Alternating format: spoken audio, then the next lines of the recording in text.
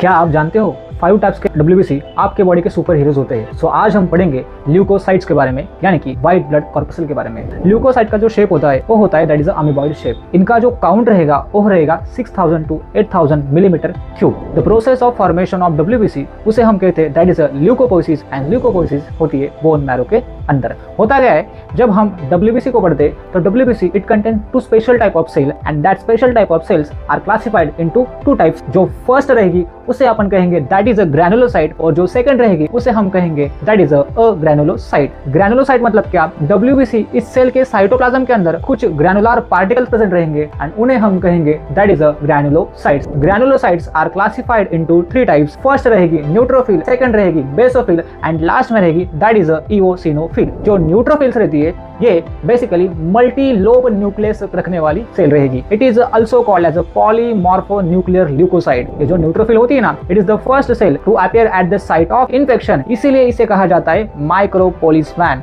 ये जो न्यूट्रोफिल रहती है ना, ये फैगोसाइटोसिस करती है और इसका जो काउंट रहेगा वो रहेगा 60 to 65%। फिर अगर बात किया जाए दैट इज अ बेसोफिल के बारे में, तो बेसोफिल ये इसका जो न्यूक्लियस रहेगा ये ट्विस्टेड न्यूक्लियस रहेगा। इसके पास कुछ फाइन्स ग्रैन्यूल्स प्रेजेंट रहेंगे। इसका काउंट रहेगा 0.5 to 1%। इसका जो फंक्शन रहेगा it secret histamine, heparin and serotonin. फिर अगर बात की जाए दैट इज अ इओसिनोफिल के बारे में, तो इओसिनोफिल इसका काउंट रहता है 2 to 3%। It contain bilobe nucleus. Eosinophil जो रहती है ना, ये पैरासाइटिक एंड एलर्जिक रिएक्शन के अंदर इसको रिलीज किया जाता है। फिर बात कर लेते हैं अग्रैनुलोसाइट के बारे में। ये जो अग्रैनुलोसाइट रहती है ना, इसके सेल के साइटोप्लाज्म के अंदर ग्रैन्युल्स ये एब्सेंट होते हैं, इसीलिए हम इसे कहते हैं दैट इज अग्रैनुलोसाइट। इसके 2 टाइप्स रहते हैं, एक को हम कहेंगे दैट इज अ मोनोसाइट और दूसरे को हम कहेंगे लिम्फोसाइट। ये जो मोनोसाइट जो होती है ना, monocyte it is a largest WBC in size. इसका काउंट रहता है 6 to 8%। इस सेल का न्यूक्लियस रहेगा that is a kidney shape, और जब बॉडी के अंदर न्यूट्रोफिल्स का नंबर कम हो जाता है उस समय पे मोनोसाइट एक्टिवेट होती है।